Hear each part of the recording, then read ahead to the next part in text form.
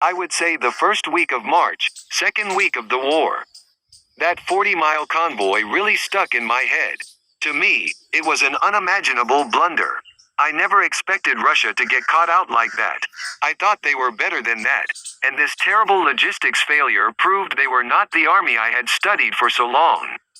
On top of that, NATO and the EU were unified like I never thought they would be. The bickering and the finger pointing was gone.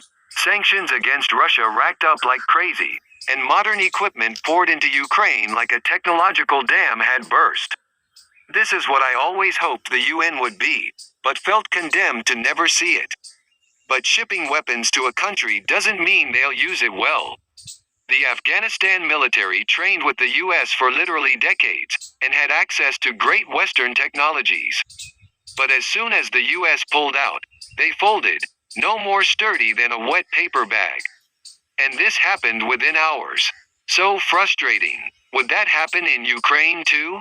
No one ever knows how anyone will fight until they're actually in it. I'm telling you, I was cringing. Just knowing the bad news was coming. That Kyiv would fall in days, if not hours. Because weapons don't win wars, people do. And that's when the reports I didn't dare to hope for started coming in. Ukraine was killing Russian tanks with their in-laws, shooting down helicopters with their Stingers and Strelas. Russia's best troops were massacred. Ukraine was fighting their asses off, doing everything to defend their country. They fought with grit and determination, dauntless, indomitable. Fighting hard isn't the only important thing. Ukraine was fighting smart.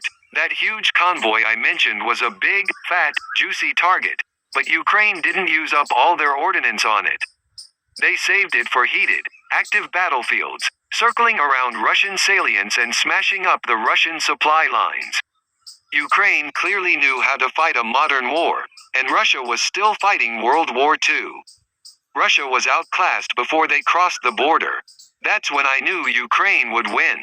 Slava Ukraine.